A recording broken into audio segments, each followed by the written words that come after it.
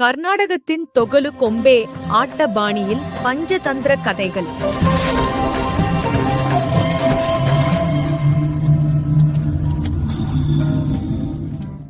இரவின் ஆகாயத்திற்கு கீழே விளக்குகள் ஏந்தப்படுகின்றன. மரம் முழங்க தொடங்குகிறது. இப்போது கேளுங்கள் கொக்கு மற்றும் புத்திசாலி சிறு நத்தையின் கதையை. மீன்களால் நெருக்கமாக நிரம்பிய தாமரை குளத்தருகே முதுமை அடைந்து முன்னால் போல் இரவு உணவை பிடிக்க முடியாத அளவுக்கு மெத்தனமும் பலகீனமும் ஆகிய ஒரு பழைய கொக்கு வாழ்ந்து வந்தான். ஆகவே அந்த கூர்மையான பறவை தண்ணீரின் விளிம்பில் தலையை தாழ்த்தியபடி நின்று ஆழமான மென்மையான துயரத்தில் இருப்பது போல நடித்துக் கொண்டிருந்தது. ஆர்வமுள்ள மீன்கள் அவர் ஏன் அழுகிறார் என்று கேட்டனர். கொக்கு ஆழமாக உமிழ்ந்து கூறினான், ஐயோ என் நண்பர்களே, விரைவில் மீனவர்கள் இந்த குளத்தில் வலை வீசி உங்களில் ஒருவரையும் விடாமல் எல்லோரும் ஏன் பயந்து போனவர்கள் அவரிடம் உதவி கேட்டனர்.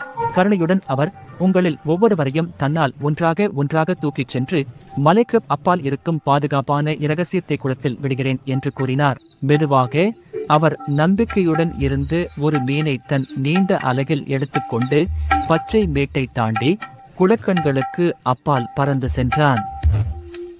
ஆனால் வெறும் சமதளப்பாறையின் மீது அந்த பொய்யான கொக்கு தனியாக விருந்து உண்டு பின்னர் மறுபடியும் கருணை மாறான முகத்துடன் அடுத்தவனை அழைத்துச் செல்ல திரும்பினான். நாளுக்கு நாள் அவர் நம்பிக்கையுள்ள மீன்களை தூக்கிச் சென்று கொண்டிருக்கும் போது நாளுக்கு நாள் கொக்கு குண்டாகிக் கொண்டே போனான். குளம் அமைதியாகி வெறுமையாகிக் கொண்டே போனது.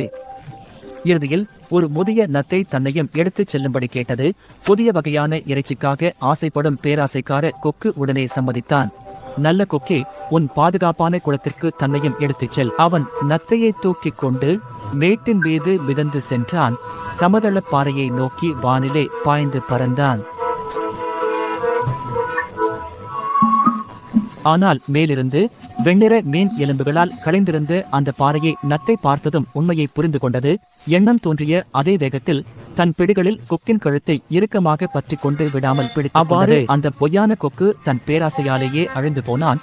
நத்தை பாதுகாப்புடன் மீண்டும் வீட்டிற்கு திரும்பி மற்றவர்களுக்கு செய்தியை தெரிவித்தது. நன்றாக மனதில் கொள்க, பேராசையும் வஞ்சகமும்.